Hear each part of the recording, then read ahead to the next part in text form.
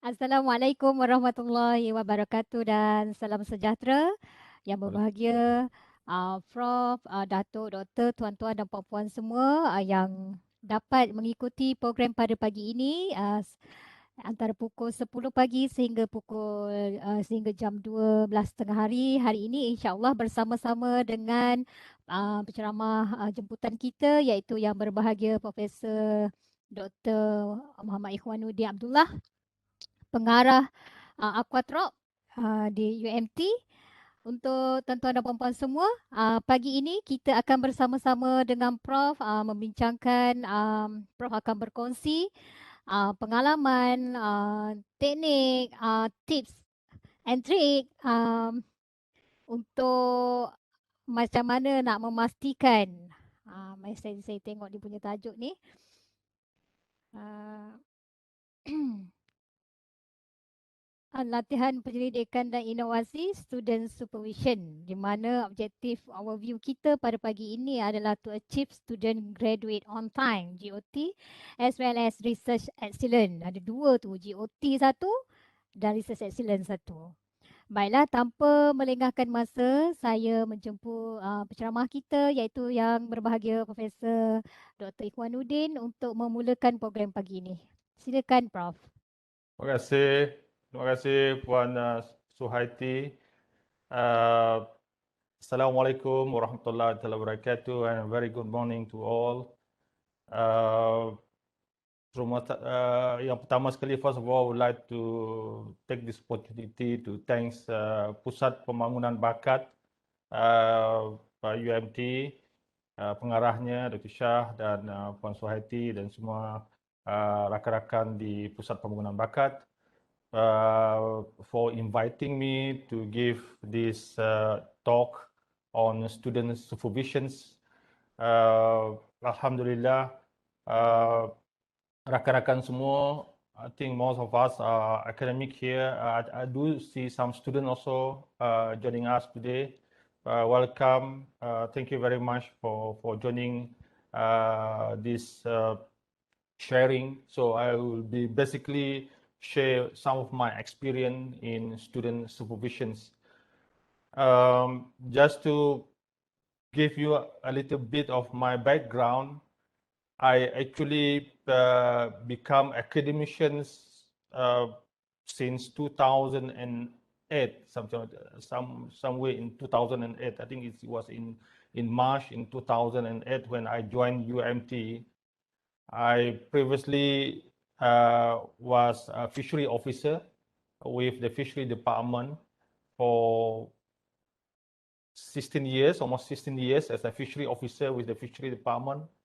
And actually my experience and my engagement with student supervision start in 2008 when I joined UMT actually.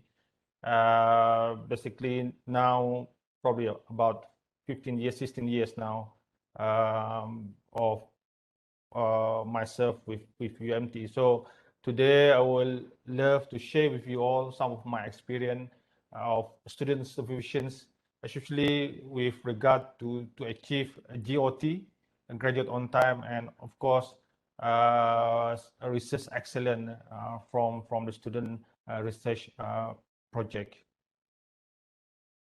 Next, please, Ari.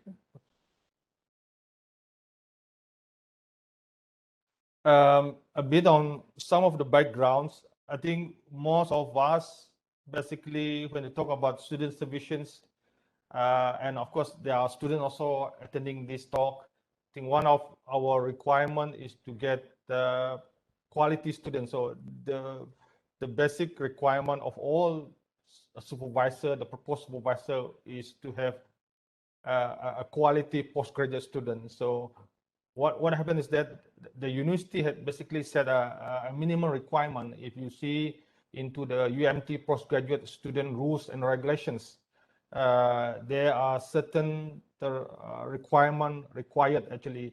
For example, you need to have at least 2.75 CGPA during your first degree or equivalent to 2.75 CGPA for you to be accepted as a master student in UMT, for example, or at least you have a good English proficiency for foreign student. One of our requirement is at least band 5 of ELFs, or at least band 3 of MUE. We are now also looking to MUE also. So these are some of the minimum English language requirement for international student for you to enroll or to graduate as our UMT student. These are basically in our student rules and regulations with our postgraduate management center. And of course, students from different background. We have students from the Africans. We have students from ASEAN. We have our own local student. We have students from even from America, from Canada, from Europe, and they have different background. They have different social economic status, and they have different, what we call it, a school of thought. So we have quite a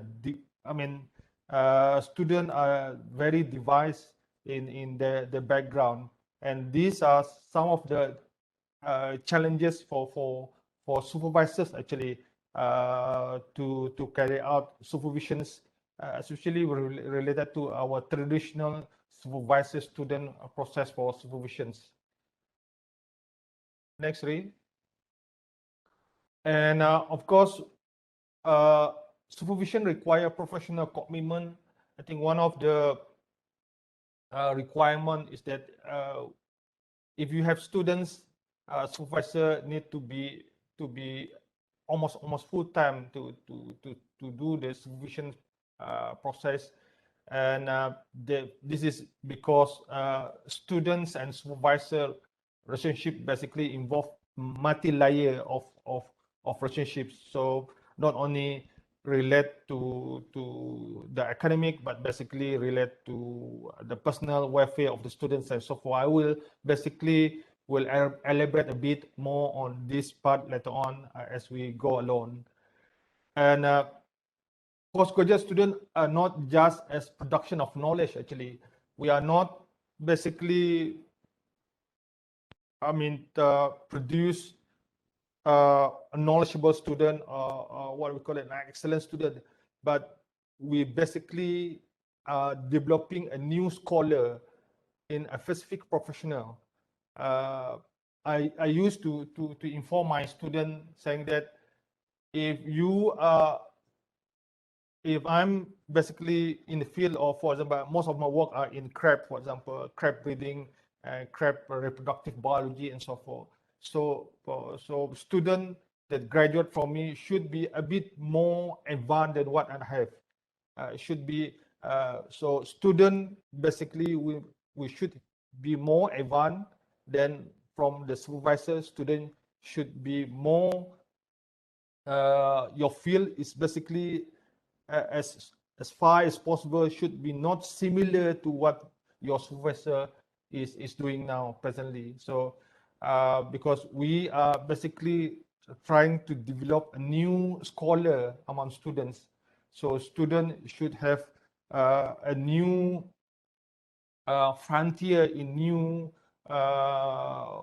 research area, for example, more advanced than what the supervisor are giving them actually. So student basically is not basically a matter of producing a graduate student. It's basically developing a new scholar in a new field of studies actually, a bit different from what this professor are in actually. Next, read. And one of the main criteria normally supervisors will be looking into is how does we do the selections. I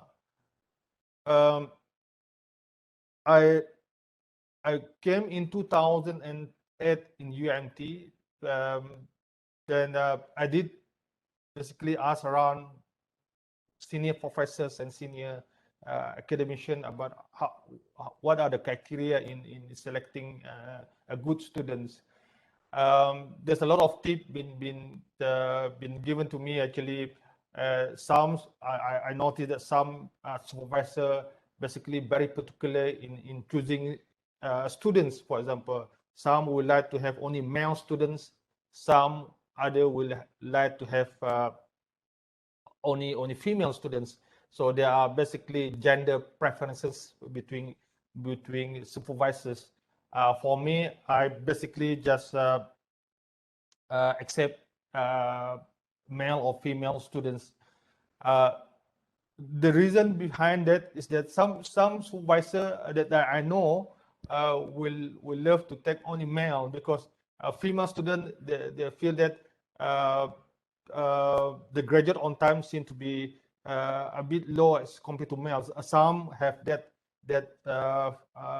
what do you call it, feeling about genders, student genders, and some that I know that will be very particular in academic qualification. Some will require students to have what we call it 3.5 CGPA, for example. The minimum requirement that we have now, as been mentioned earlier, is only 2.75 CGPA or equivalent. But I do know that some supervisor will have very high requirement, for example, 3.5 CGPA or even 3.7 CGPA that I know. But for me, I'm personally, I would love to, because I'm many years with the fishery department, so my involvement with hands-on is much more.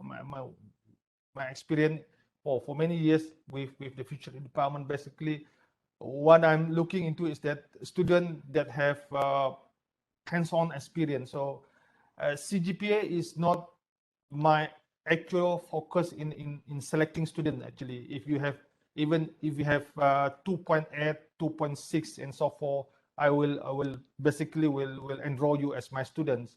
But the minimum requirement is 2.75 CGPA. But UMT has set up a requirement. For example, if you less than 2.75, for example, if you have 2.5, for example, during your first degree, then you have your experience related to the field of study. For example, you are working in a fishery department, for example. 1 year of your working experience in your field will be basically equivalent to 0.5 add up to your CGPA. So if you have 5 years of experience, then you have 0.1 times by 5 is 0.5. 0.5 you can basically add to 2.75, then you can have about more than 3 plus CGPA, 3.25 CGPA, for example. I basically will look into experience also. That will be my first choice. But I do have a lot of fresh graduate students also. Basically, academic qualification is not my priority, but I do know that some academician will love to have very high CGPA, and it's good to have high CGPA students. Actually, they are knowledgeable, they are easy to manage and so forth. But for me, I'm a bit open. So normally, if you pass your requirement of 2.75, basically I will enroll you as my students. And in Akuakultur, for example, we have what we call it in most faculty here in UMT, we have QE, qualifications examination, for example, PhD, for example. So in UMT, most of the faculty, even in Akuakultur, we have this PhD QE, basically to look into your ability, whether you are a suitable candidate for PhD or not. We don't have any master QE, but we do have a PhD QE, and basically it can be done for oral presentation or even written examinations. I normally do it for my students. One of the things that I did basically for many years before the COVID is that I used to ask my student to write a literature review, basically to look into the ability of the field of knowledge they have with regard to the subject matter that they're going to do the PhD project, for example. So literature review is but I do know some academicians that require students to read books, for example. And from that reading, this professor will ask the student to review the books, for example. Students have been given specific books, academic books, or books that relate to the project, and they will ask the student to do a review. I did some exam. I do request some of my students many years ago doing some review on literature, for example. I give them 5 papers, for example, and ask them to do a review. So there are some of the example that basically supervisor can do. But these are some of the methods that we normally will look into with regard to the student ability, especially in the writing ability, actually in the field of study that we will basically involve, where the student will start to do the project later on. Next, Ray. Normally, supervisors young supervisors, for example, normally will take a master students. So I do see here in UMT, most of our senior supervisors, they start getting their PhD candidate after they have their PhD, after they have been promoted to associate professor. So, but I do know that some academician also is getting their PhD quite early. Even I know that some even here in Akuakultur, we do have some academician is enroll. I mean, they are enrolling a PhD student after joining UMT. But it's basically it's all depend on the supervisors. If you have a good confidence level, if you have confidence level, and if you think that you can supervise a PhD student, I think might as well you go for a PhD student. But it's good to have initial experience when you, as a young academician, probably it's nice to have a master student first, and probably you can co-supervise a PhD student with your colleagues later on. Then after getting your associate professor, probably then you start getting a PhD student as a main supervisor with you.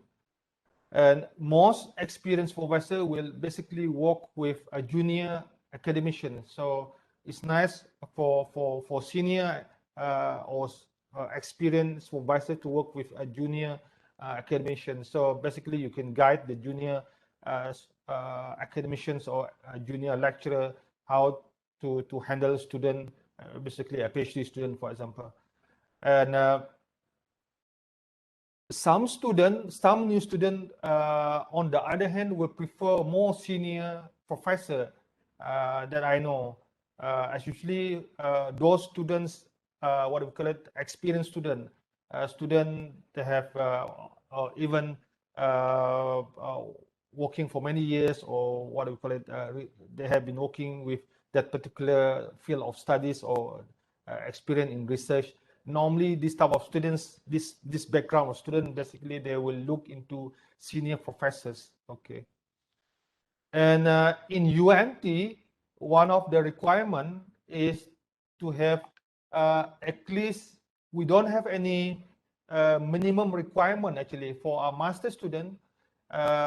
Only one supervisor a requirement, and we don't have a minimum requirement whether you have whether the committee members need to be 2 or more than 2.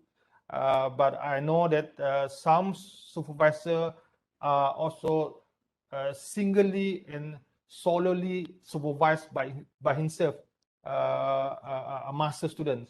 I know that. But you can supervise at least two for PhD, for example, at least two. But the maximum number of the member for the supervision committee normally under our UMT rules and regulation are 2 for masters and 3 for PhD students. So we don't have exact number of what we call it number of committee for supervision committee, but normally is a requirement for a PhD student to have at least two. This will basically give you a more variety of input of expert input to your project later on. Next, Ray. And the good thing about having more than 2 members of the supervisor committee is that student will have the ability to gain more expert opinion, meaning that you can gain more knowledge from different what you call it diverse expertise from your supervision committee later on. So that is one of the important thing and the advantage of having more than 2 supervisors. And the other thing is that because students require skill and require support, so for you to acquire as much as possible some skill is much better for you to get more number of rather than only one or rather than only two supervisor under your committee. It's nice to have more than 2, 3, or 4, so that it will basically give you a different and diverse knowledge of skill that basically will develop your skill later on during your study. And because supervisor involved not only in research skill capacity, but also developing student self-esteem and guidance in order for them to become independent researcher with the ability to conceptualize and to having what you call it think critically with regard to your research project. Next, A. Okay. And one of the requirements for supervisors are basically to show concern and commitment not only to the students' intellectual development, but also to understand student as person as whole. We as supervisors actually, my personal advice to young academicians is that we should not look student only to develop the skill or knowledge in the particular research area that they are doing, but also we try to develop other personal skills, other soft skill basically with relate to students. And this basically when we get involved in students and supervisor relationship, we are not dealing with only with academic staff, but we should also look into and be responsible into personal matters. For example, the student affair, the student family affair, the students' personal affair, and so forth. So that are some of the things that I used to look into with regard to my students. We need to be very sensitive to students' personal affair, family affair, and so forth. We have students with families. We have students. We also have students, a bachelor students, for example.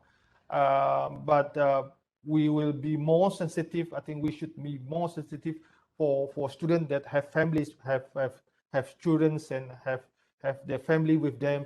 And we should be more sensitive for those students who have left behind their families at home. For example, I do have students from overseas, for example, they have families at home, for example, in Pakistan, for example, in Africa, for example, they have children and they have wife or they have husband and so forth back home. And we also need sometimes occasionally try to understand the family situation, the family problems and so forth, not only regard to the academic progress, but we also should look into some of the issue that relate to the family welfare and so forth.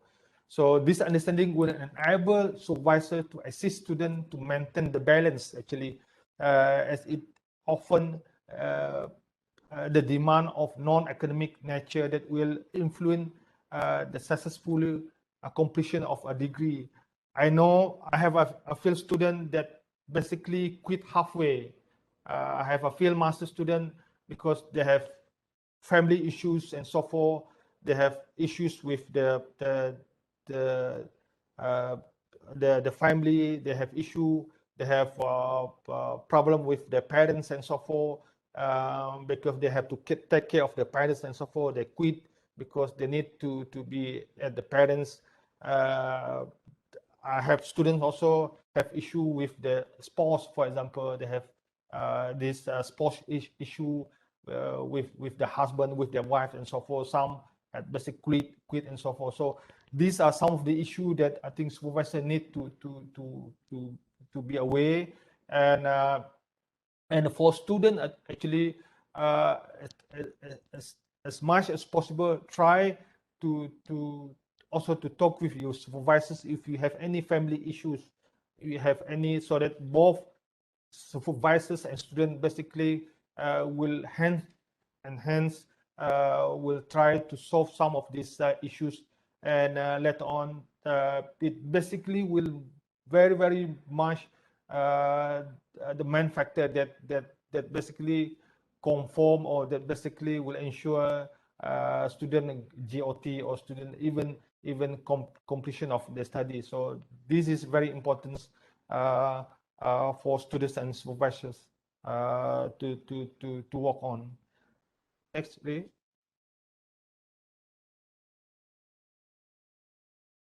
And one of the main role of supervisors are basically to give guidance, to give skills, to guide students to acquire skill, to guide students to do the research. And I think, of course, different level of, for example, for a PhD student, less guidance will be given. For a master student, probably a bit more guidance will be given. So is very important for supervisor not to basically what we call it, spoon feed the students. We need to strike a balance, to not to give too much and not to give too little direction to students. So students, for example, for our PhD students, I think you basically have your experience doing your master students. I think less supervisions guidance will be given to you. So for PhD student, more independent is required from a PhD student, rather than you are getting almost everything from your supervisors. I think supervisors should strike a balance between giving too much and giving too little, because by the end of the day, students need to learn, because the learning process is not getting 100% from your supervisors. The learning process is basically to search and to acquire knowledge from guidance of your supervisors. It's not basically everything from your supervisors, but you need to acquire knowledge from your quest for knowledge. You need to search for knowledge, following guidance from your supervisors. So there will be a balance in giving too much or given too little guidance or direction to students. And students are basically required to work on the guidance and to search for knowledge that been given to you. And supervisor also need to take responsibility for making suggestions and provide options for students, especially to supervise material to improve the research approach and so forth in such a way that student takes the responsibility of improvement and to do academic development. So the academic development of students basically students have to be more involved in trying to develop yourself, and supervisors are basically giving guidance and so forth, and this basically will become a learning process for students in academic development later on. So we need to strike a balance between giving too much, and students should be guided for your academic development, inshallah. Next, please. And supervisors are expected to be nurturing and supportive, and you should be more friendly and patiently to students. Honesty, culturally sensitive and understanding with students. We need to be very open with students also, and flexible and tolerant and unbiased. I know that some supervisors have a lot of students actually.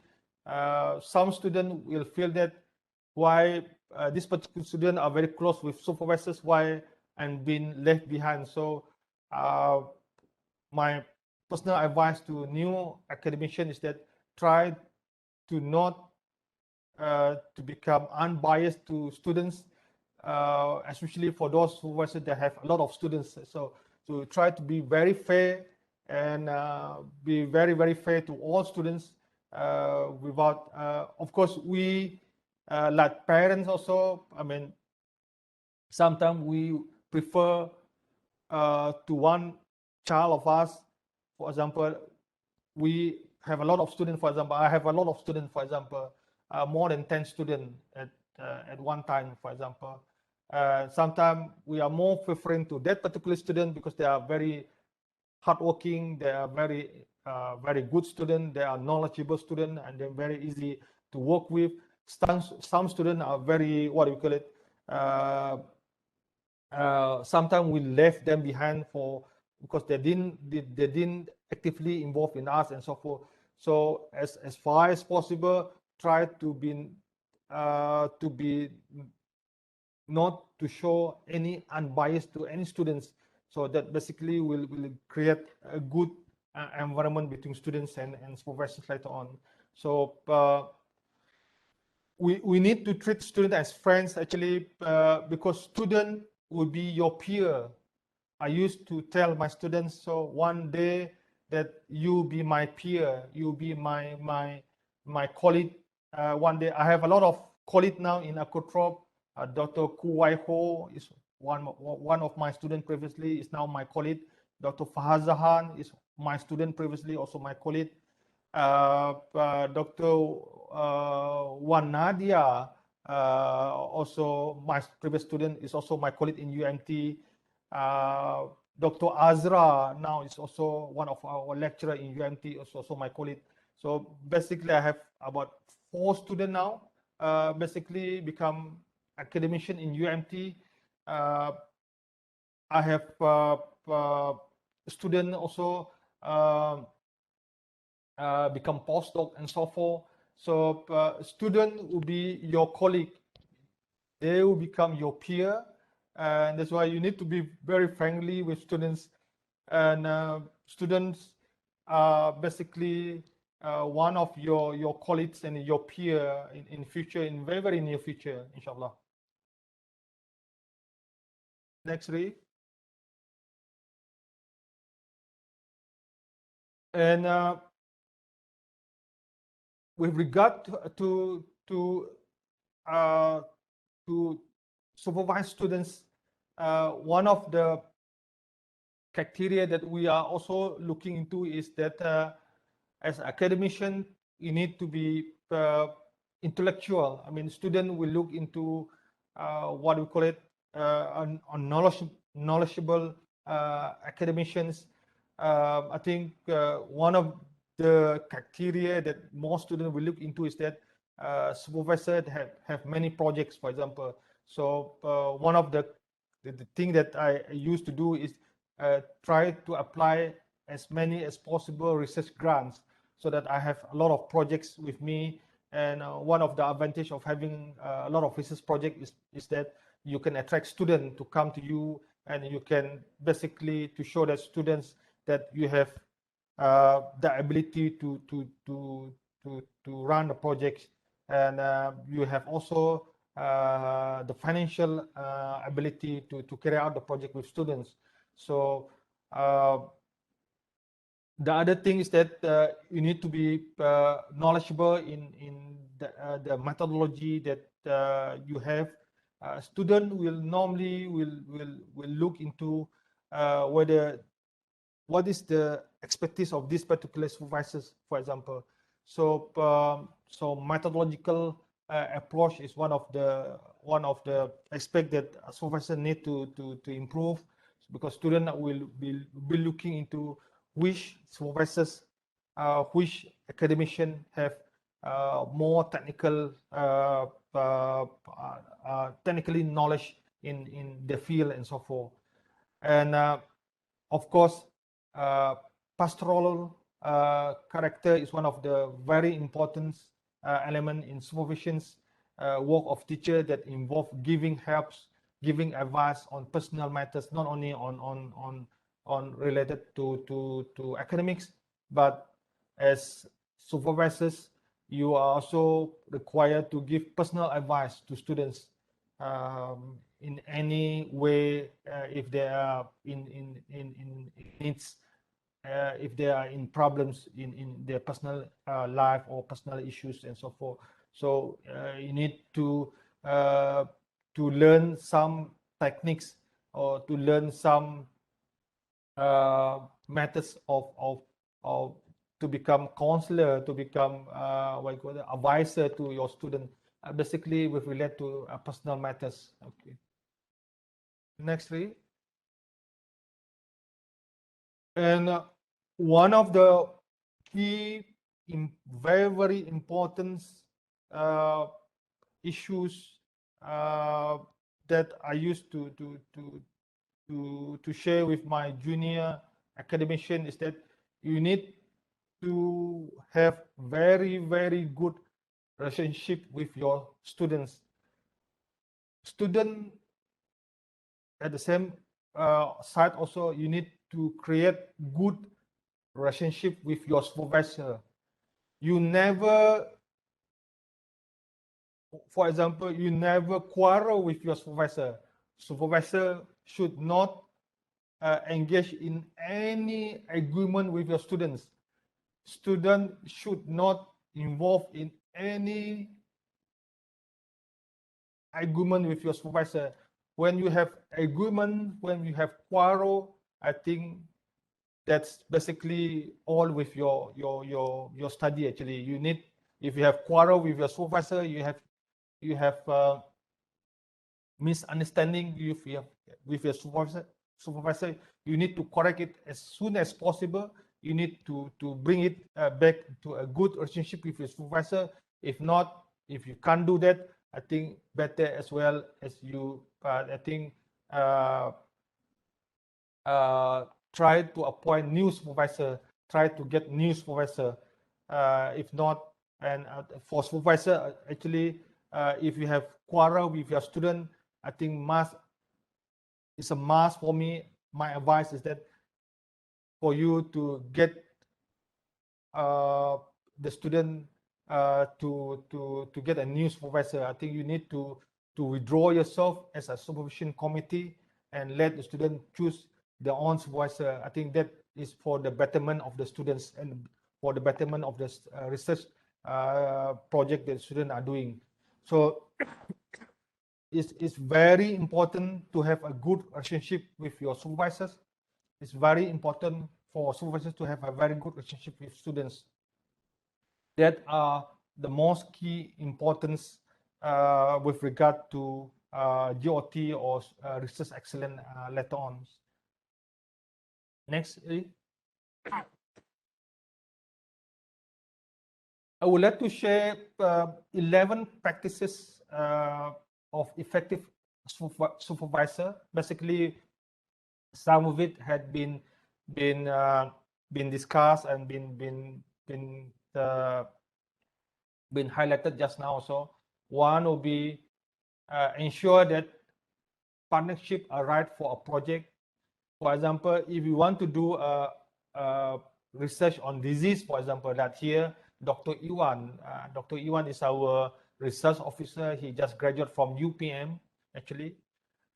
Then Dr. Iwan need to get somebody in research field that and require him to also to get some co-supervisor related to research on disease, on fish disease and so forth, that basically right and suitable and related to the research project. You need to ensure that student appoint correct co-supervisor. Student need to also to get good supervisor related to your fields. To get to know students and carefully assist their needs. One of the things that I did mention clearly just now also, we need to get to know students, whether they are singles, whether they have families, whether they have families at home, what are their special needs and so forth. You need to know the students basically, and to get to know students, it takes some time, probably a year, probably 2 years and so forth. But gradually, you need to get the momentum to know students as well as possible. Establish reasonable and agree upon expectation. Some students have different background. So some students are very senior students. They have very experience in research that they are doing. So you have a different expectation for students. Some students are very fresh students. They just graduate from their degree. For they are your final year student from your bachelor student. They are just graduate. So the expectation is a bit less for students that have been working. They have 5 years experience working. If they are going to do your master's, so you have different expectation for this type of student also. And work with students to establish strong conceptual structure and business research plans. You need to discuss with students. One of the tips is that you propose a research proposal to students. So students, if they like the proposal, they will go into the proposal. If they don't like the proposal, probably they will propose their own proposal. So it's all depend on the how does you establish this strong working together with students. Encourage students to publish their work as early as possible. I would like to encourage new academicians. If you have students or students here, try as soon as possible to publish your work. If you have data, publish your work. No need for you to wait until you have finished off your thesis, you have finished off your viva and so forth. For my student, I encourage them to publish as soon as possible after they're getting all the good data and so forth. So encourage students to publish the work as soon as possible. Okay. Next, please. And initiate regular contacts. I used to have a regular monthly meeting with students before the COVID. I know that some of our academician in Akuakultur used to have even a weekly meeting with students. Even some have monthly meetings with students. So academicians, supervisors, my advice is that do regular meetings with students. Students also, if possible, try to meet your supervisors as regular as possible. I know some student that I know many years ago only have very occasionally met the supervisor, probably once a year or even twice a year, or once in every semester you only meet your supervisor. So I think that is very bad practice actually. Is possible. Try to get hold of the supervisors as regular as possible. I know some supervisors are very busy. Some supervisors are dean. Some supervisors are a director of the institute. For like me, some supervisors are even deputy vice chancellor. Some supervisors are even chancellor. For example, like our vice chancellor now, Prof. Mazlan, he has students also. So you as students, it's very hard for you to get the time and so forth. But I think students, as you need to try as hard as possible. Try to get times to see your supervisors, and supervisors also try as hard as possible to get hold of your students, monthly gathering or at least one semester gathering and so forth. So get students also involved in life of the department. For example, if you have any program at your faculty, if you have any program at your institute, get student involved. In the old days, we used to get student involved in our teaching. For example, student helping us in our tutorial, student helping us in our lecture. Some I know for supervisors also ask students to prepare some short notes or some notes for the lecture, or to prepare some PowerPoint, for example. And that is basically a learning process for students actually to become lecturer. I know that students have been involved in lab class, in hands-on lab class, in HV and so forth. I think that's basically will be very good exposure for students actually. What I did is that I do get student involved in my lab class. I do get student involved in my sampling for other students, for example, for my FIP students and so forth. So other than that, inspire and motivate students. You need to inspire them. You need to motivate students to do much more better. Help if academic and personal crises crop up, as we mentioned earlier. Take active interest in student future career. One of my approach with my student is that we need to encourage students. We need to basically try to create future career for students. What they thought of, they're going to become our future peer in UMT. Are they going to go for to become researchers, something like that? We need to guide them in their career, in the future career also. Carefully monitor the final production and the presentation of research, especially with regard to, for example, if you are requiring students to present in proceeding, for example, ensure that you have a look at the papers, have a look at the poster, for example, if you are requiring them to present poster presentation. If they are submitting papers for journals, for example, ensure that you need to go through the papers carefully and monitor them, give guidance to them so that they will give you very high quality products later on, especially with regard to publication, for example. Next, please. Three types of student support that basically include academics, emotionally, and structure support. Academics basically include methodology and writing skills. Emotional, I did mention a bit just now also, and structure support, basically some of the structure support at the faculty and some of the structure support at the research institute. Next, three.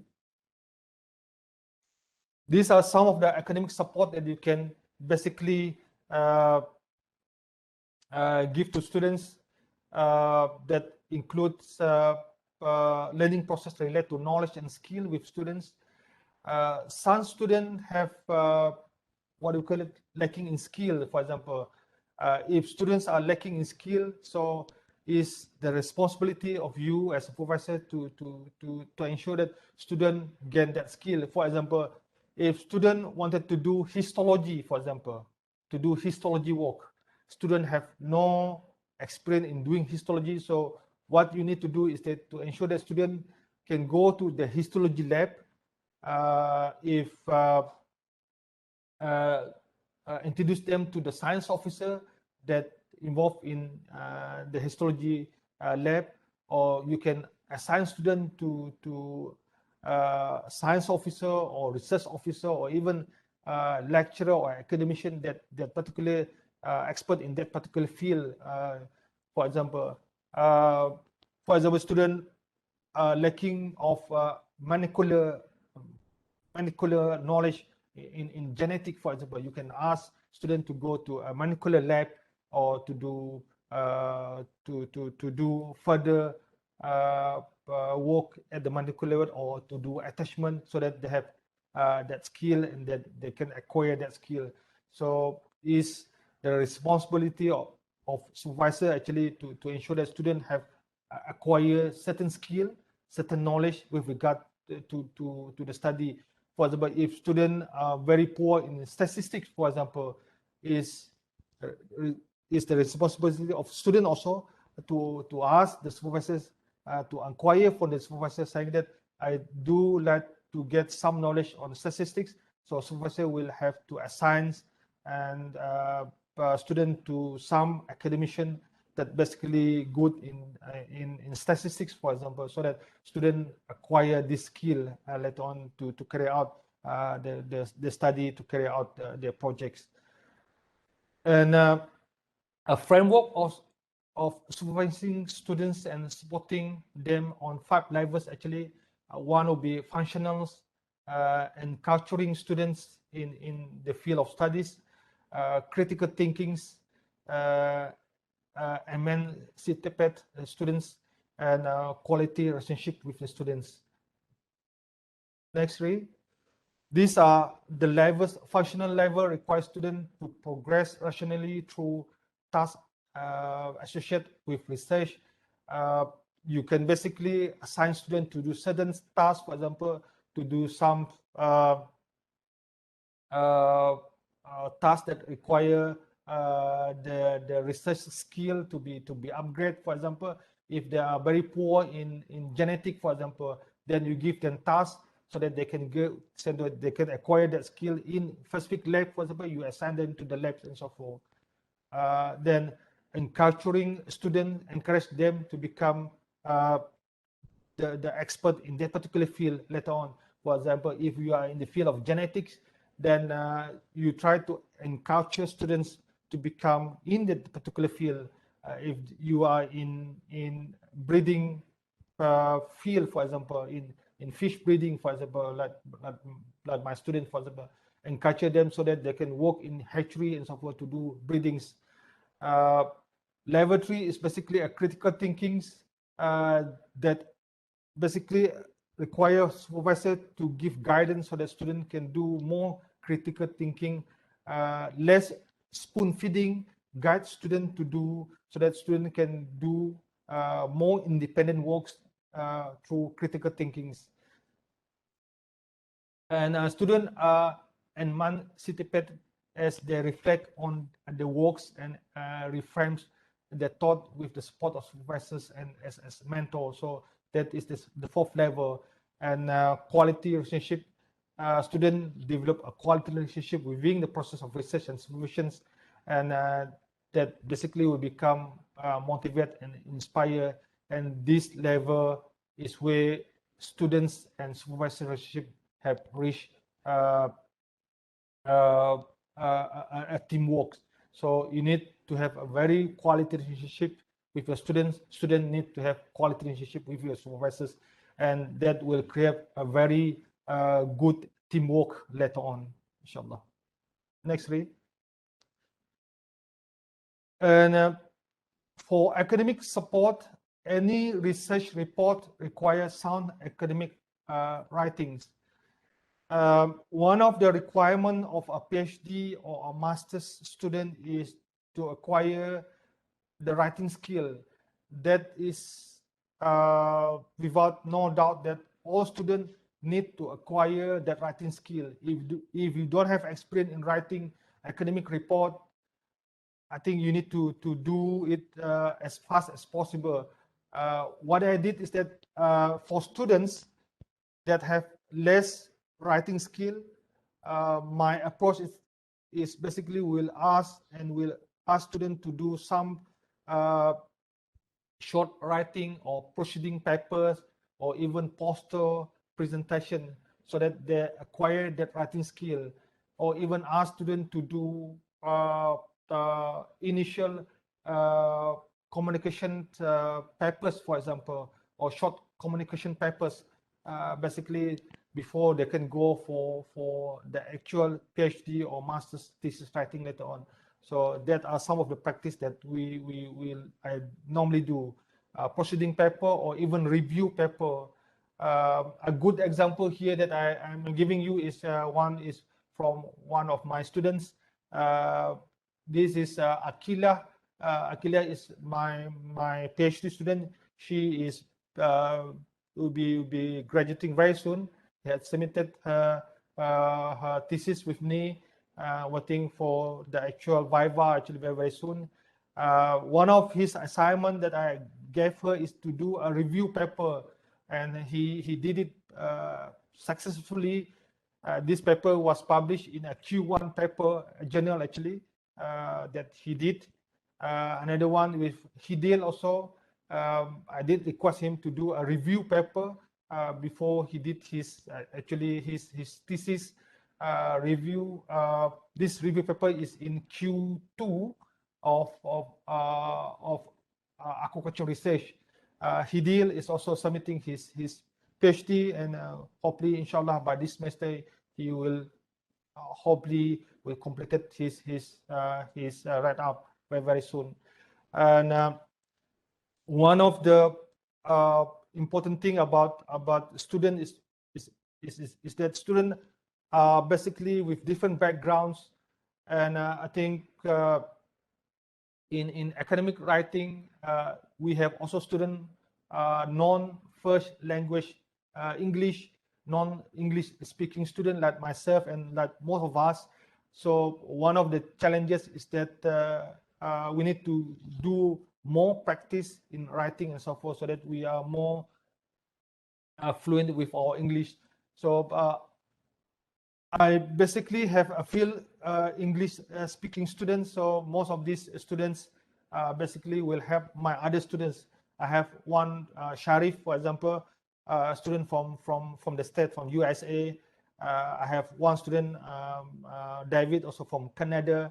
They are English speaking students. So sometimes I would like them also to help me to assist the other student, the non-speaking students.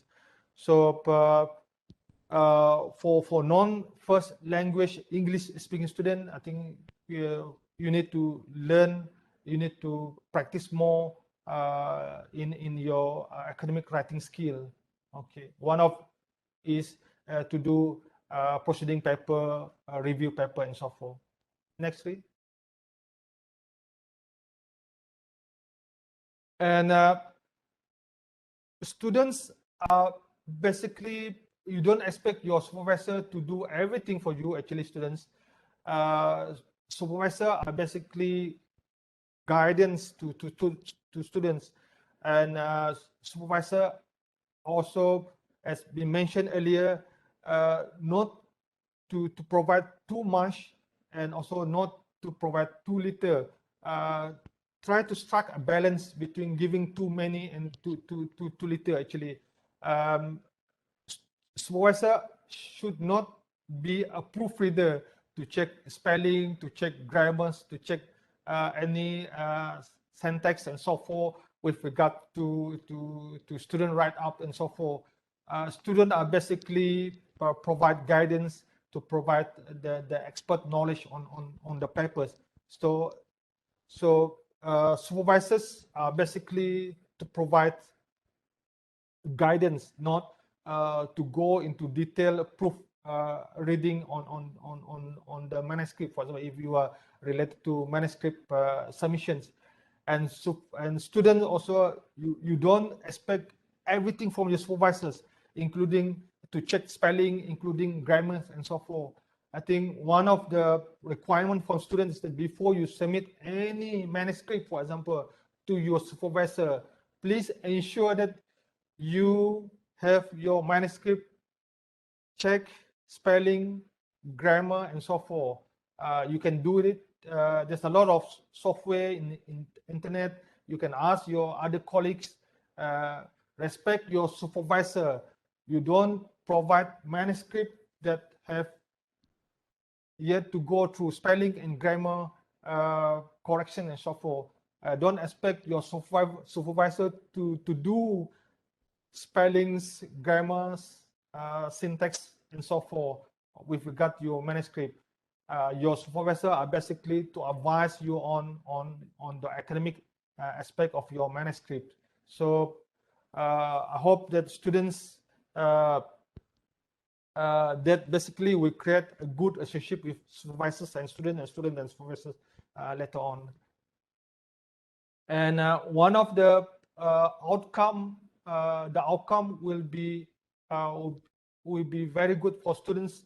And of course, students, you will be given the opportunity to become author in your manuscripts. And normally, I will ask students to become the first author of my publications. And of course, supervisor will become the corresponding author for any paper. So that is a norm. Actually, I think students and supervisors relationship, all manuscript, if you are talking about manuscript, for example, this manuscript, for example, that these are my recent manuscript. This is one of my PhD student, Julia. She will be waiting for waiting for her viva very soon. He had published a Q1 paper. Another one is Asmat. He did his master's actually with me, and both of them had. I normally allow students to draft the first paper. Previously, when I came to UMT, normally I do the first write up for manuscript draft. But nowadays, because of my tight schedule, I would like students to draft the first draft. So students who do the first draft will basically be honored to become the first author. So we would like students to become the first author for any first draft manuscript. But I do now once in a while also doing my first draft and ask students to polish the first draft and allow students to become the first author. So students normally from the project will allow students to become first author, and supervisor will be the corresponding author. So that's basically the norms that we normally do. These are two of my students, Asmat and Julia. Next, please. And the other issue is emotional support. The element of caring, commitment between supervisors and students are very important. So you need to be very open with any issue with relate to your students. You need to be very sensitive to students having any personal problems and so forth. So your mutual respect for each other is very important. Students should respect supervisors. Supervisors should respect students. So if students do not respect supervisors, I think that's basically almost to the end of the relationship between students and supervisors. Students need to respect. You don't quarrel with your students, your supervisor. You don't get into a big quarrel with your supervisor. Students need to respect supervisors. Supervisors need to respect students. So mutual respect is required. And this is very important to ensure that students graduate on time. Students are very excellent in the research later on. Next week.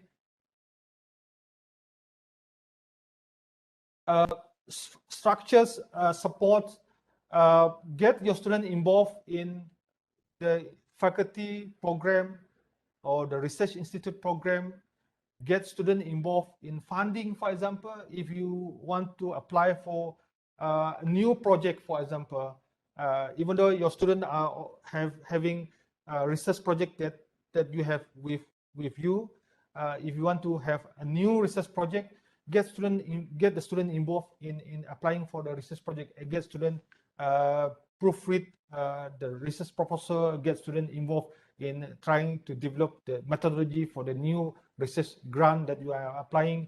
I think that is part and parcel of the learning process for students also. Get student involved in trainings also.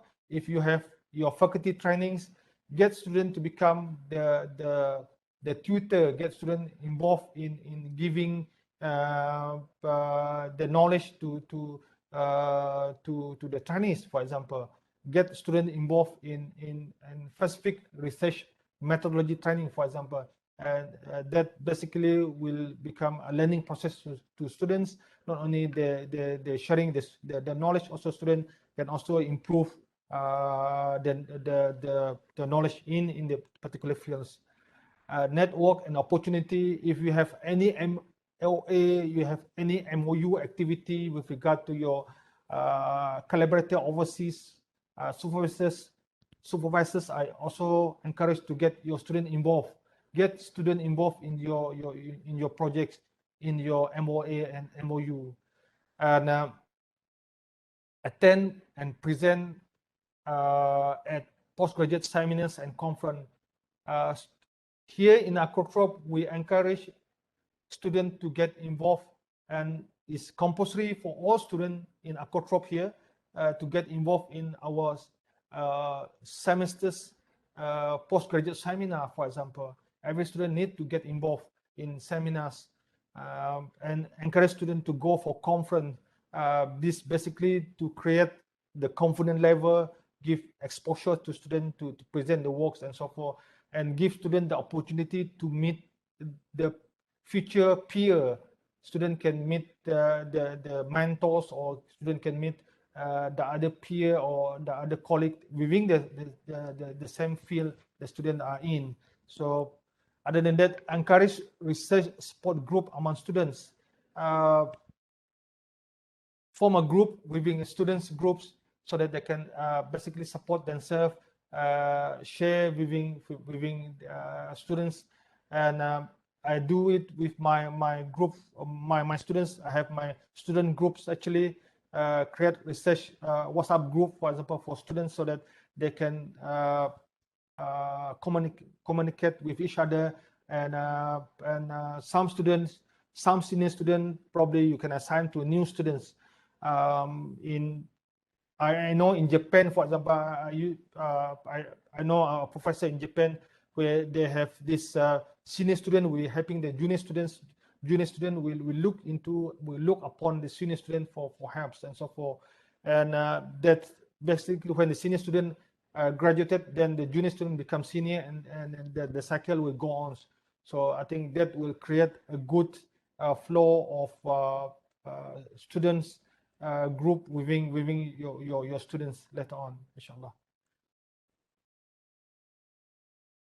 And one of the important aspect of supervision is feedbacks.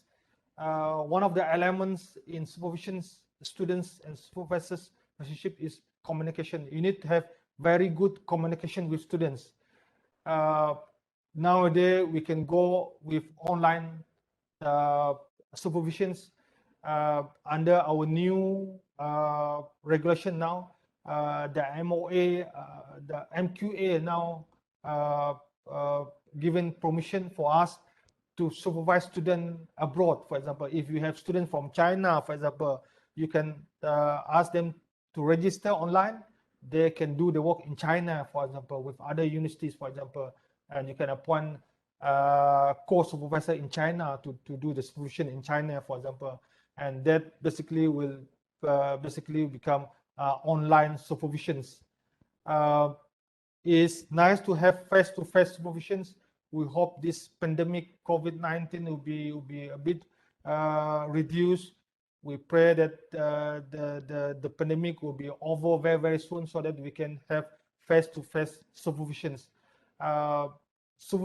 Face-to-face supervision is much more better. We need to have personal contact with students.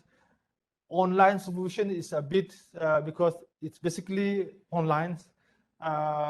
Personal touch is a bit less as compared to face-to-face. So communications. Most important thing is that you need to get hold of your students, communicate with the students, whether it's face-to-face or whether it's via online communications. The most important thing is that you need to get communication with students. Next, please. And the other important feedbacks with students with regard to supervisors and students relationship is feedbacks. Supervisor need to provide constructive feedbacks to students, whether it is verbal feedbacks or whether it is written feedbacks. But I will basically will advise it's much more better to do written feedbacks to students. You write something on a note, for example, then you send to student, whether on emails or whether on WhatsApp. So, meaning to say you are giving student written feedbacks. Sometimes if you do what we call it verbal feedback on telephone, for example, sometimes students will tend to forget. You tend to forget about what you have given to the students. So it's better to go for emails, to go for WhatsApp, at least a WhatsApp to show that you have given student a feedback. Feedback meaning to say if students have problem in their research, they want your feedback, give them constructive feedback to write up, for example. If a good one will be if they have papers that they want like to submit for proceeding, write a feedback through words. That if they are sending you words document, probably you can scribble through words, or you can take a screenshot on your scribble on your paper and send back to them to WhatsApp and so forth. Even now we have what do you call it, tracking, correction, revision and tracking note on words. You can do that and you can send back to students. It's advisable to do written feedback to students rather than verbal feedbacks. Next, please. Overall, communication are very important. Whether students meet the supervisor via face-to-face or online, but I do prefer face-to-face. It's more personal touch are there. Need to be very effective and efficiently supervised. Okay, students, if you are here also, ensure that you have the opportunity to meet your supervisors face-to-face or at least online. Okay, supervisors need to provide supervisions to ensure students produce a very high standard of work, good research output and so forth. And supervisions is an interconnections learning and development process within a relationship between students and supervisors. So supervision is basically a learning process. It's basically a learning and development process for students that require the bonding between supervisors and students. Students need to respect supervisors. Supervisors need to respect students. And in a professional and mature relationships, and students and supervisors both require to show tolerance toward each other. And this is to enhance GOT. This is to enhance research excellence. inshallah. Next, please. And when we talk about research program or research project within PhD or masters, nowadays one of the indicator is GOT or graduate on time. I mean UMT under postgraduate study rules and regulation, for full-time students, your GOT will be 4 semester for a master student, 4 semester, or 2 years for a master student. If you are a PhD student, 8 semesters or 4 years for a PhD student. For us in Akuakultur, because Akuakultur and INOS, for example, as a high SUI, our GOT is 7 semesters actually. But for most university and for UMT, our PhD GOT is 8 semester or 4 years. So nowadays, GOT are one of the indicator to look into student performance, other than publication and so forth. So some university are looking into GOT. For example, that I know, certain RU university are looking into, if you are GOT students, they will basically love to take you as their academic staff. So for students, try your best to graduate on time. For supervisors, if the supervision process going on very good communications, good relationship with students and supervisors, I think GOT will be there. You will be getting the GOT, inshallah, for PhD and master students. And research excellence, next read, is the other thing that you will be having. You can, one of the measurement for your research excellence is your probably you can get patents, for example, display academic excellence or originality and creative in your research finding. And this, student can register IPs, patent file and copyright. This is an example of one of my student, David from Canada. We just registered one IP with CRIM UMT, our CRIM office, okay, this year, okay. And if you are a good students, probably you can go for Q1, for example, quartile 1, 25% of the particular category of the group research field, for example. In aquaculture and fishery, for example. In fishery, for example, Q1 will be review in aquaculture. This is rank number 1 of fishery category, fishery and aquaculture category, review and aquaculture, the most highest ranking. And I think some of my students, for example, like here, Dr. Chet Zul, one of my PhD student, published a paper in rank number 1 in fishery and aquaculture paper, in review in aquaculture. And another example is Dr. Azra previously. Dr. Azra is now with us in UMT, published his work in review in aquaculture, for example. And this is Q1 journals. And these are some of the research excellence that you can basically produce from a good rapport, a good relationship between supervisors and students, a good communication between supervisors and students. Next, please. So these are some of my students. These are to share with you some of Akuakultur students, some of these students with UMT now.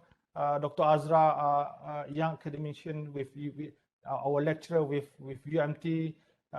We have with some postdoc here with Akuakultur and so forth. Dr. Zul, Dr. Adibah, Dr. Siti Jalilah here in UMT. Okay, next please. This is some graduate from Akuakultur, inshallah. Some of them are GOT on GOT, inshallah. And just to share, these are some of my experience. Thank you very much. Just to share with you all, alhamdulillah, since 2008, I have graduated basically about 17 PhD students, 11 as my PhD as my first supervisors, 7 as the core supervisors. I have also graduated about 37 master students, 26 as a main supervisor for my master students, and around 11 as a course supervisors for my master students. I'm also ongoing supervise 11 PhD students now, and around 9 course supervised PhD student, and 5 master student now as main supervisors, and around 8 course supervisor student. So as a director of Akuakultur, I think one of my huge task is to graduate as soon as possible some of these students as to this year, and inshallah to graduate them as soon as possible on time. Inshallah, this year I have a field GOT also. One will be Akila and Hidil, and also I have one GOT recently, Dr. Amin Safwan, also already graduate last month, having his Senate approval for his GOT for his PhD. I think that's basically all with my sharing today. Thank you very much for your attendance. I hope that I can share with you some of my experience. One of the most important things is that respect each other, respect your students, respect your supervisors, have mature understanding, have very good communication with your student, have very good communication with your supervisors, and that is the most important thing. Never get engaged, never quarrel with your students, never quarrel with your supervisor. If you quarrel with your students, if you quarrel with your supervisors, I think that basically end with your relationships. If you want to quarrel, after you graduate, then you can quarrel with your supervisors. After having your PhD, after your convo, then you can quarrel with your supervisors. And a good supervisors and a good student will end up with a very ever long good relationship. Your supervisors and your student, you become your peer forever. You become your friend, become your colleague later on. So my advice, mutual respect, good communication with your supervisors, good communication with your supervisors. I think that's basically all with my sharing. Puan Suhaiti and semua, itu saja daripada saya. Terima kasih. Assalamualaikum warahmatullahi wabarakatuh. Pass back to you, Puan Suhaiti. Okay, thank you very much, Prof. Thank you very much for the great sharing. Okay, Prof. and all. Now we come to the Q&A sessions. Is there any question from the floor? Please do not hesitate to unmute the microphone or drop your question in chat box. Any question?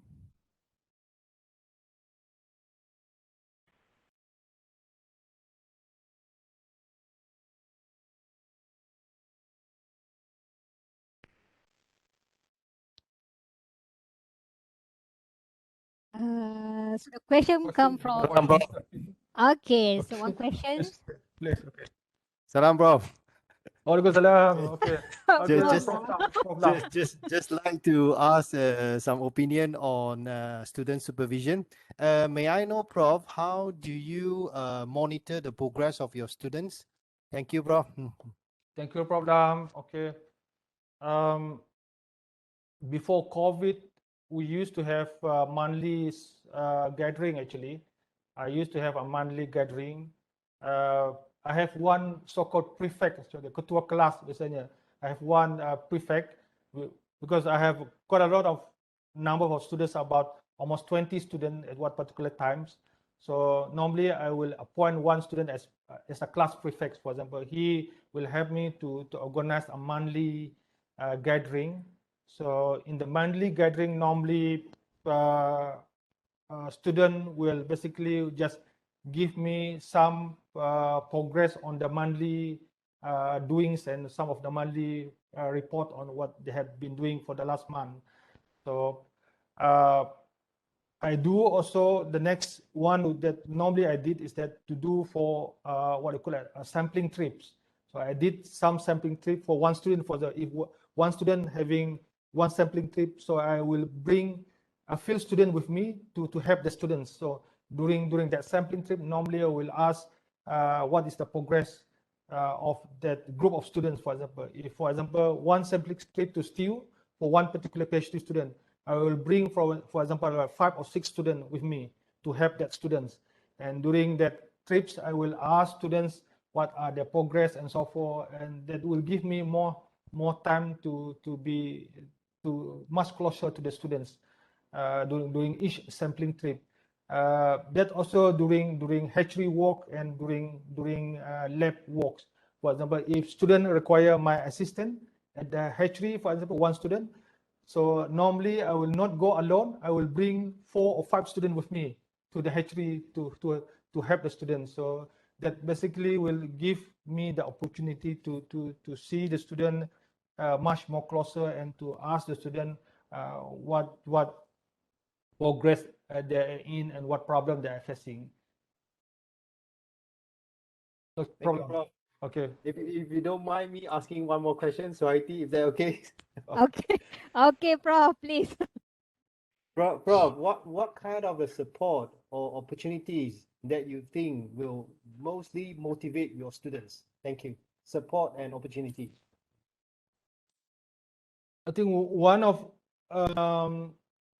most students for PhD students, one of the dream is to publish papers. So nowadays the new student now, most of our PhD students, they have this awareness of publishing papers actually. They now most of our PhD students are aware that they need to publish paper before for the career path, for them to be appointed as any academic position and so forth. They need to publish the finding. So one of my approach in helping students to publish is to get them involved in seminars and so forth. One of the first step is to get them involved in conference. So to do that, one of the support is that to give them support so that they can go for conference. And supervisors need to get some fund or some grant. If you don't have any funds, try to get from your faculty, try to acquire from your institute, get some grant to help your student to go for conference. And when students go to conference, one of the learning process that they will be doing is to write at least conference paper, at least poster paper, or secondly, they can meet people, they can meet members of the conference, so that give them more opportunity to be more exposed.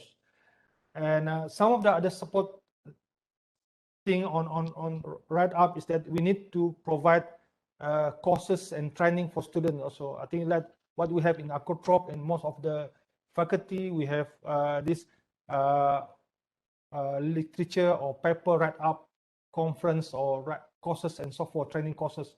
I think that need to be more often, actually for PhD students that require that knowledge.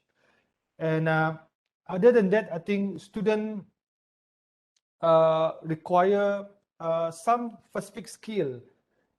One of the skill, I think after graduate, student will have to require specific skill in specific area within the research that they are involved in. For example, if they require genetic skill, if they require breeding skill, if they require in some engineering skill, we need to ensure that they have that skill.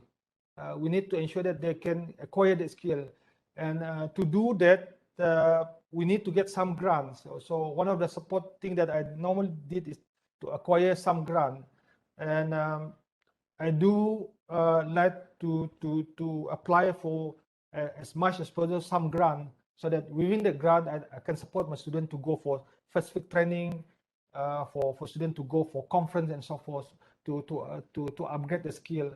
So by the end of the day, student after graduating, not only with their PhD or master, but they also have that skill, that specific skill or that soft skill, or even the skill that acquire them to do and further their research later on.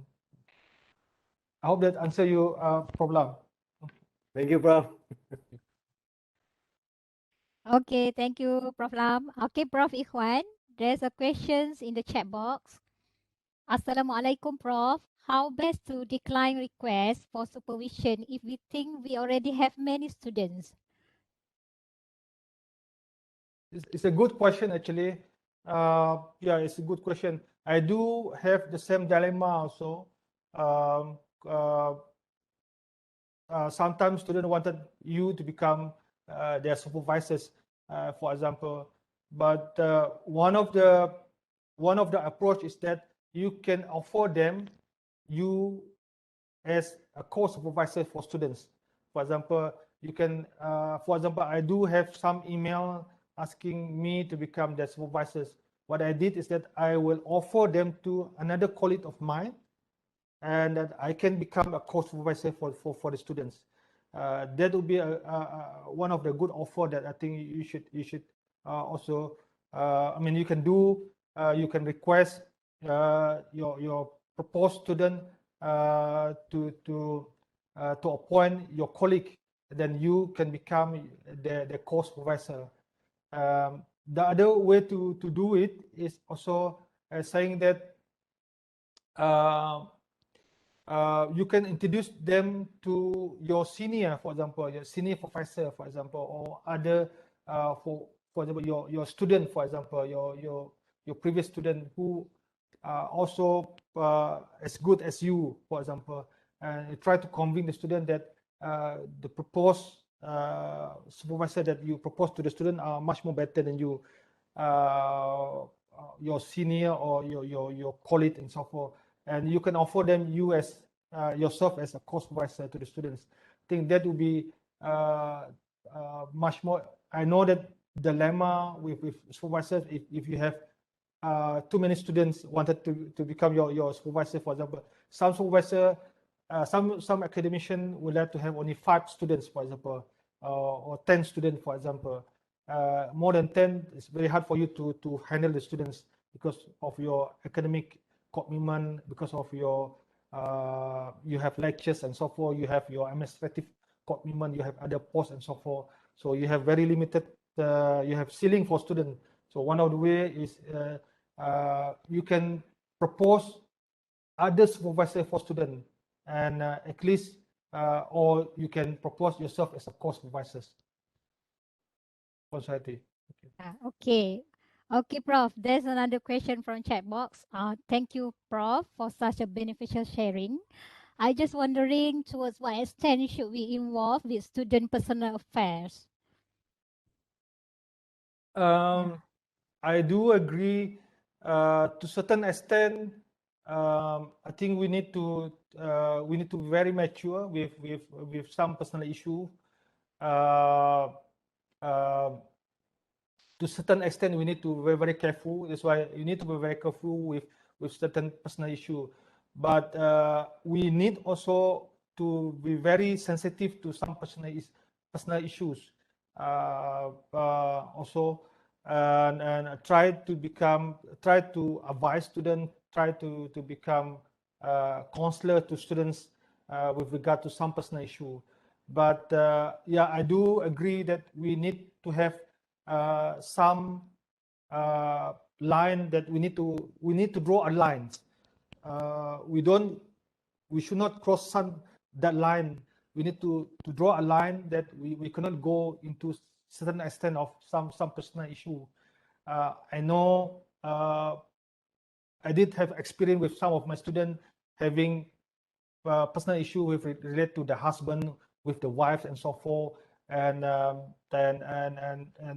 sometimes you need to ensure that you're not going too far with personal issue. I think it's very hard. I'm not a counselor actually, so it's very hard for me to share with you.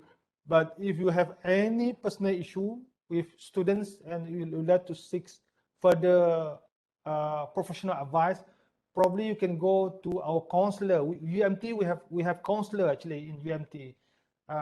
We have a counselor. We have our academician counselor. We have also a counselor with UMT. Probably we can seek personal advice with counselor at UMT if you are facing this type of dilemma. I hope that can answer your questions. Okay, Prof. I hope the answer should be get from Prof. Ikhwan to the person who asked the question just now. Okay, Prof. Another questions from chat box.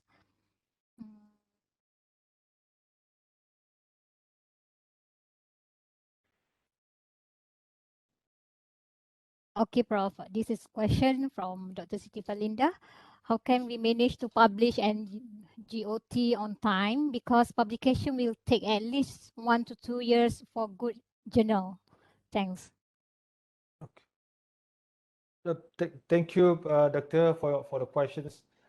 GOT normally 4 years for a PhD, for example. Probably take example as a PhD student, for example, 4 years. Some good student doing good project, for example, they can publish quite fast. For example, some of my students, for example, I do encourage them to publish literature reviews. Literature review is very hard to publish actually. Paper for literature review. That some of the paper that I show you just now, like Akilah just now, published in literature review. Like Hide just now published in literature review. Like Dr. Cik Zul and Dr. Azra published in literature review. Some of these students published in literature review. These literature review are basically from the literature review chapters. So when I did my PhD, because I was taught in that manner actually, my PhD supervisor requested me to publish a review paper from my review chapter. So it's not compulsory for my student, but I do encourage some students to do it. With respect to some, I will look into the student. If they have the ability to do it, I will ask the student to do it. Some students have the ability to do it. I know some PhD students, they are very good, then I will ask them to do it. And Alhamdulillah, some did manage to have Q1 and Q2 review paper published, one paper published. Even before they completed the thesis. Some finding are very good. For example, like Asmat just now, one of my master students are very good. Because the funding are very good, what I did is that we'll ask them to publish in short communication paper under short-com. Published in Akuakultur is a Q1 journal. It's a short-com paper. Meaning that if you have a very good paper, very good finding, publish it as soon as possible so that it will not be duplicating by other researcher or other student later on, so that you will be the first one to do that particular research, and then you have very good citation to your paper later on. So short com is another step. So of course, some students, they need to focus on research. It's all depend. I have a lot of students also. They did all the write up after the 4 years or after they graduate on time. Then they start writing. I have a lot of students that produce very good write up after the viva. It's all depend on student actually. some good student you can ask them to write before Viva. Some student, I mean, probably you can request them to write after the Viva, but it's a good practice not to allow student to write after many years, because some of the data will become obsolete later on. Some of the data become terlalu lama, become too old and become too obsolete. So if student graduate this year, at least most of the paper will be submitted next year. At least as soon as possible they graduate, student must be advise the student to publish the paper as soon as possible before it become obsolete dah lama. Okay. I hope that answer your question, Doctor. Okay. You're afraid to because the paper will obsolete data, Prof? Yep. Okay, Prof. Another questions. I think we can take one or two questions before we end. Okay, the question from Dr. Maizara Zali. What are the challenges that the supervisors faces during monitoring different age categories of students, such as degree student, master student, and PhD students? The challenges. Say again, Swati. What are the challenges? The challenges that supervisors face during monitoring different age of category students. Okay. Master student, PhD student, different kind of age. Okay. Just to share with you, Doctor, I'm not very sure whether my students are here. For example, I have one very senior student, David, by the name of David. David from Canada.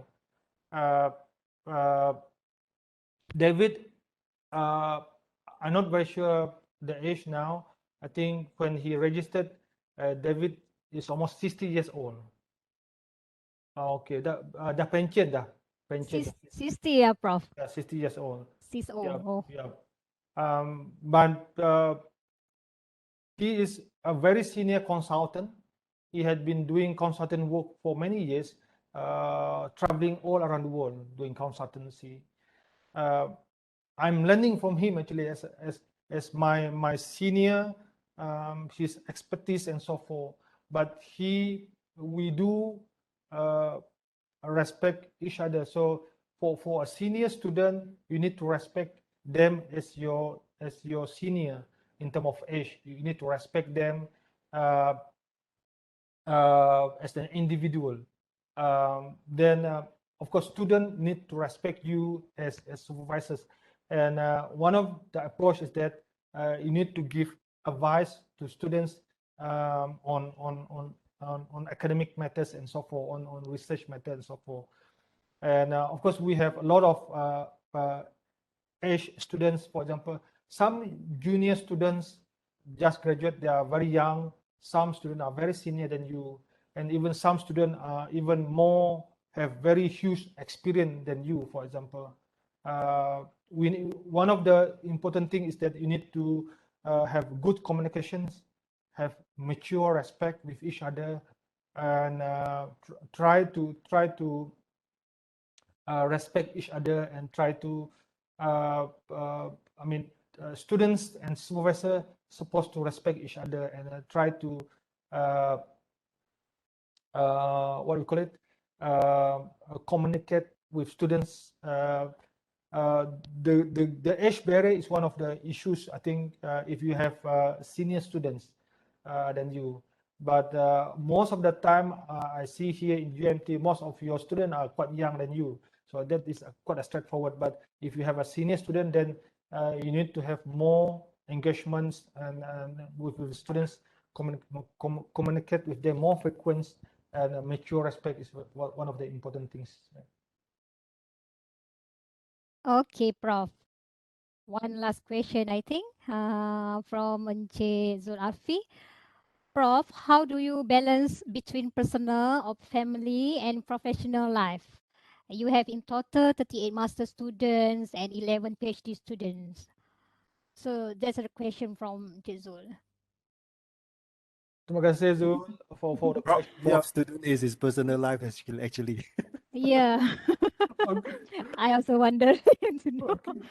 Yeah, most students, I think for me, most of my students before PKP, they used to come to my home uh, during Hari Raya, during any festive season and so forth. Student, most of my students, because it's almost my second family actually. I have one upon a time like 20 plus students, something like that, and they are almost like my family actually. Most of my students, they are my my kids and so forth, and they have different requirements. Some have financial requirements, some have, and that's why for those who know me, as much as possible, I try to get many grants because I know students require some grant for them to go sampling, for them to go proceeding and so forth. So as father to the students, one of the things that I need to ensure that I have enough financial requirement that I can support my students. So grant is one of my priority actually. I will try to get as much as possible grant and to support my student. Even though even though this grant are basically meant for one or two students, but I can share some of the chemicals and so forth to other students, for example. And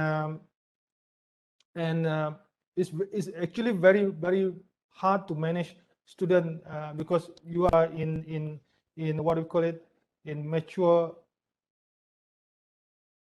Since 2008, I think I never quarrel with my student. I never get involved in quarrel with my student. Most of my student, I think, do remember me. I never quarrel with my students. I, I respect my student. I think for the last 2008, when I came here in UMT, I think I have only about two student drops. Two, one because her father was in ill. He need to go and to care of his father. Another one is because he need to take care of his father business and so forth. And I have three. Sorry, I have three. Another one because he need to take care of his father business. So that I recall, I have only three students drop from me actually presently. And students, of course, with regard to academic, I do wanted the student to be focused in the academic in terms of the excellence. If student, all my students are required to publish paper. That is one of my requirement. I don't basically push student, but I advise them. One of the tips is that they need to publish. If they don't publish, definitely very hard for them to go for the next career. They need to have paper published so that they have a good position to become academic staff or academic become lecturer or academic staff in future. So most of them will publish, and then I will help them to publish. And publications and some what you call a personal affair will be two separate things. I will be in terms of personal relationships. I'm very good with most of my students. I do go sampling with them, even play games with them. I know that I have students that play futsal with me previously. A lot of students also playing futsal with me, and I do have students also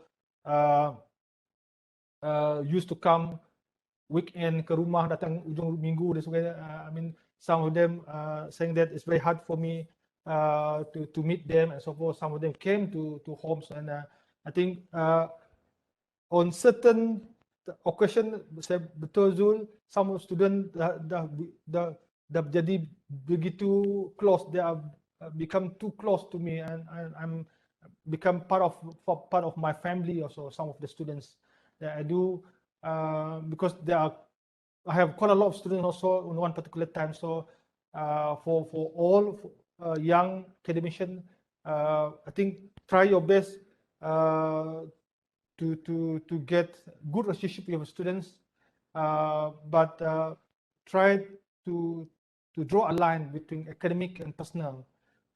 Some issue you need to be very strict with students with regard to your academics, with regard to their academic performance. They need to graduate on time. They need to publish paper. They need to finish the milestone, certain milestone, so that they can complete the GOT. They need to, but certain occasion you need to very close with them to look into the personal issues, to help them to become their counselor also, but with certain limitations. Yeah. I hope that answers your questions, Ponswati. Thank you, bro. Thank you, bro. Proud of you. Salam. Okay. Waalaikumsalam, Zul. Okay, Prof. Since yeah, actually there is another questions in the chat box. Should I read it, Prof? Boleh, please. Okay, Prof. So the questions come from Dr. Izwandi. Salam, Prof. Terima kasih for sharing your experience. Boleh Prof sharekan kes-kes student Prof yang berhenti or bermasalah dan what you have? Sorry. Um, what you and done what you have done and you think that could be done. Okay, Prof, you got the questions. Shall I read again? I have one recent student sebelum PKP hari itu. I have one doctor. Her father own a factory. Ayah dia mempunyai kilang kelapa sawit in Kemamang, somewhere in Kemamang. She is the oldest child. Dia anak perempuan, but he is the oldest one. He registered his master with me, our students. Anak orang brother lah sebenarnya, tapi he want to further his study. Then his family wanted him to take over the plant, the oil palm processing plant from his father, because his father is operating another plant actually. So but he want to complete his masters. So I told her that if you want to go further with your career, with your business, I mean, you just go ahead, because getting your masters will not guarantee you to have a very good income, will not guarantee for you to have a good economy and so forth. But having your father business will guarantee you to have very good income later on. But if you feel that if you want to have knowledge, because of having masters or PhD, even though not in oil palm, even though it is in fishery or in aquaculture, it's basically the learning process of getting that masters is very important. It's not the actual field, but the learning process, the way you get the masters and so forth. You will acquire knowledge from that. I told her that if you want to go ahead, so I advised him. So he stayed put for another 1 year actually. After that, because of his family commitment and so forth, at last he was defeated by his family, and he dropped, and he berhenti and joined his family business. I have another issues of many years ago with regard to one master student also. He is looking after his father's, actually his father paralyzed, ayah dia lumpuh, for many years I tried to help him to finish his almost 2 years. Lastly, because dia punya parent, ayah dia lumpuh, and yang jaga ayah dia adalah adik lelaki dia kan. She is the oldest juga, and I told her that if you if you feel that uncomfortable of leaving behind your father because of the health condition, her father was paralyzed, actually half body paralyzed. So I told her that much better you stop, you go back home, look after your parent, and you come back later on. You please come back later on. So dia pun berhenti looking after his father, dan I was informed that dia dapat kerja tetap dah sekarang ni. Jadi dia tak balik. If you tak dapat kerja tetap, you come back again, you sambung, you continue on with your masters. Tapi she didn't came back. He get a permanent job with the fishery department after that. Alhamdulillah. Alhamdulillah. Okay, Prof. This is one last question, and it's very crucial question, I think. I read the questions. I have come across a student who confessed to have committed a very unethical wrongdoing, which the student claimed due to his or her problems with his or her spouse. I was angry at first, but later empathized with the problem the student encountered and gave him or her to the student claim due to his or her problems with his or her spouse. I was angry at first, but later empathized with the problem the student encountered and gave him or her the benefit of the doubt and the second chance to continue. But at the same time, I am in dilemma to either or not to report it to JKPS. Your advice, Prof. Okay. It's a very long question, and Long question is that basically relate it's to about student affairs. student affair with his spouse, is it? Yeah, Prof. Okay. Definitely. Yeah. Wrongdoing ke apa? Sorry. Wrongdoing, Prof. It Student have, sounds okay. the spouse. I mean okay. That is basically. Sorry, the student who confessed, the student who's doing unethical wrongdoing to her spouse or to his spouse. Okay. Okay. That is basically quite a high-profile personal issues. I think. Yeah. High-profile personal issues. Of course, if you can handle it, you can advise a student with regard to some of the non-ethical activity or issues related to his relationship with his spouse. I don't have that experience before. I never have that such experience before. I do have quite a lot of students. I have family students also. Some have husbands, some have wives and kids and so forth. I have quite a lot, but I never come to I never face any situation as been asked. Probably you can advise students with regard to the issues, and if the situation become worse, I think you can, in UMT we have counselor actually. Kita ada counselor, we have a group of counselor now in UMT, and under hal ehwal pelajar, I think under the student affairs, you can ask the student to see the counselor. Is actually a professional counselor is very good. Actually, semua kita boleh jadi counselor. I mean, everybody can become counselor. Whether you are good counselor or bad counselor is another issue. But everybody can advise on the issue. But it's nice to have student to go for a professional counselor so that he can get help. Because if he have the problem with the spouse and so forth, it basically will directly influence on his work, on his PhD or masters or his studies. So that will indirectly will get involved with you. So with you also as a supervisors.